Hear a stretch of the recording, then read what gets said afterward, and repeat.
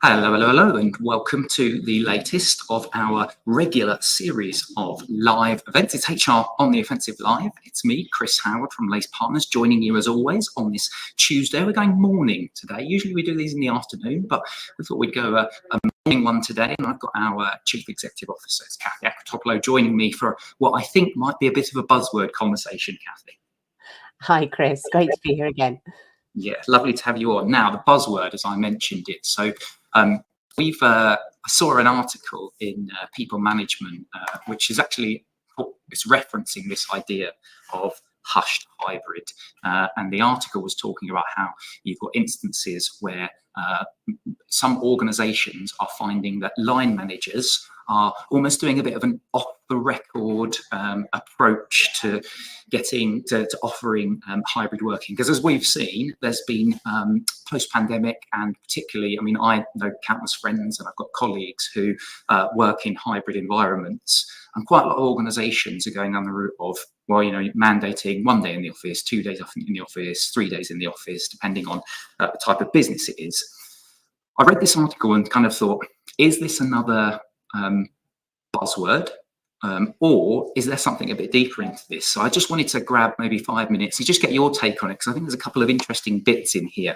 So I've kind of framed it a little bit for you there around this concept of hush hybrid. Can I just get your initial takes on this? Because as we were talking about just before we went live, and we've been talking about when we were going to do this this live stream, this kind of idea of going off, line managers being able to go off record is a bit of a challenge, isn't it? So can I get some just initial thoughts around this concept of hush hybrid? Yeah, absolutely, Chris. And I think, you know, there's been a few headlines around different organizations with a return to the office mandate. And I guess this is in reaction to, you know, office presence being mandated by organizations rather than maybe post-pandemic it being maybe more of a personal choice or more flexible mix of working from home versus being in the office. Boots would be a good example, right? So earlier this year, they mandated that their head office staff, obviously their branch staff have to be in person, but their head office staff to come back to the office 5 days a week from September. And I guess this hushed hybrid is another hashtag, right, that's going around. But in effect, what does it mean? It means that are you going against company policy? Let's say if you've had mandated return for 5 days a week or 3 days a week, whatever it may be, but organizations and line managers in those organizations having a sort of below the radar arrangement with their team members where they're letting them do something different to what the company mandate is around how much time they need to spend in the physical office. And I guess, you know, that as a concept, you know, there's a survey by Owl Labs, who I think are providers of sort of dial-in meeting sort of software. So you can understand why they would want to survey this and get into it. But you know, this is about trying to understand why that may be happening and what ramifications are there for organizations where this is happening. I think there was in that survey, 70% of UK managers are apparently allowing their team members to work from home despite it being against company policy. So that's what we're trying to explore. And to your point, Chris, you know, what does that actually mean and what are the risks or benefits of doing that? The employees are saying that actually 87% of them are saying that the unofficial flexibility it's giving them is good for morale. But my caution, I guess, would be that's likely to be short term as a benefit when actually, because it comes with a number of risks. So if that is happening and you have a company policy which will impact pay, promotion, success in the organization as to how much you're complying with that policy as an individual or as a manager with your team, by not following that policy, you know, you are open to challenges around bias, around inclusivity, favoritism, and ultimately, you know, managers not following company policy for their team members. What would happen if that was them not following company policy around holiday entitlement, expenses, or something more, you know, sort of tangible around actually what's expected of a manager within that organization? So I think whilst the employees may love it in the short term, there may be some long-term risks and challenges associated with it. Yeah. I'd like to talk a little bit, and I know you won't mind this. I'd like to get you on your soapbox a little bit, if that's all right. Because when we did HR on the Offensive 4.5 years ago, we talked around line manager capability, but also this is more around line manager capability. It's also around line management impact. I think there's an element of line management line manager empowerment here, isn't there? Because you have to get the balance right between, well, we can't just let line managers just disappear off and do their own thing, because it completely undermines anything that we're doing from a policy point of view, as you've just said with other policies. Where does that balance sit in your opinion, with organizations empowering line managers to be able to make their own decisions whilst also towing the line in some areas?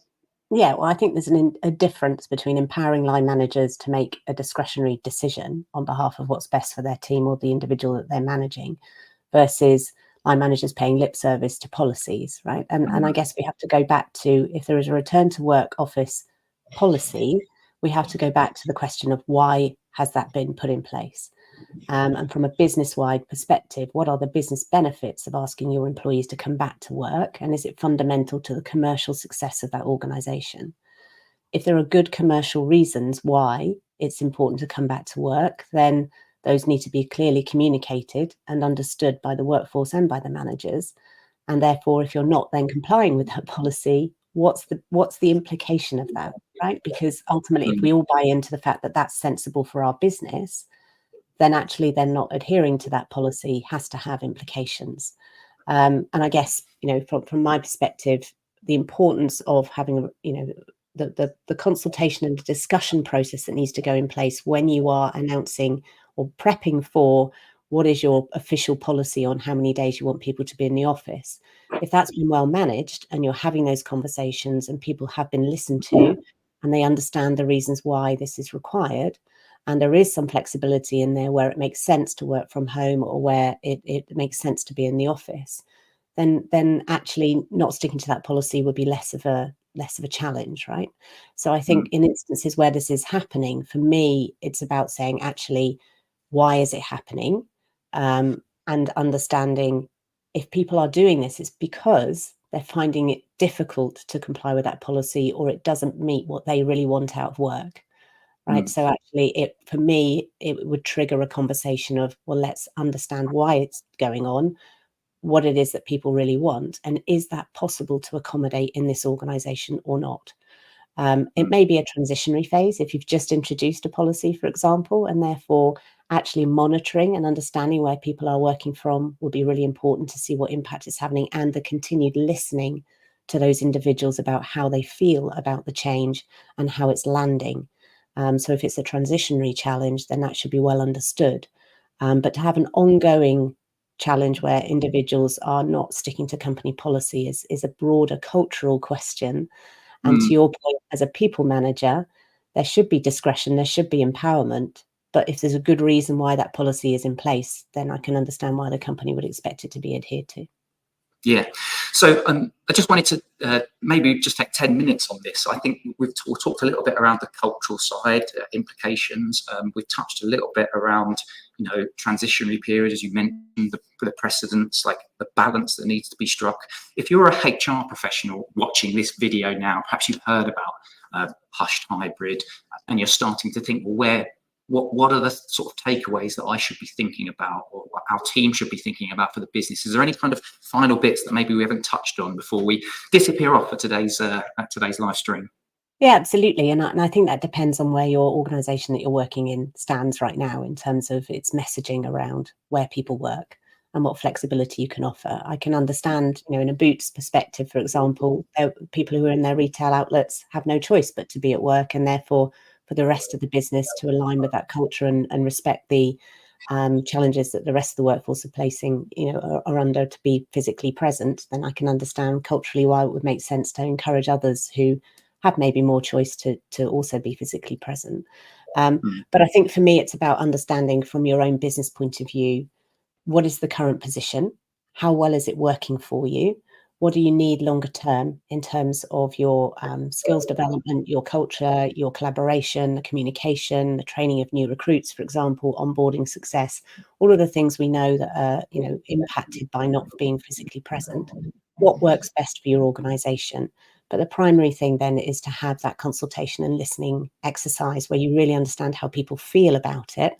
And then if you are going to change or mandate some return to office circumstances, then actually doing that through a proper consultation and discussion exercise so people understand why things are changing and why it's important for the business, and business success clearly would lead to personal success, and therefore what's expected, but recognize over that transitionary period that there may be some challenges. I think the other thing is as well is understanding how you are, how you are tracking where people work.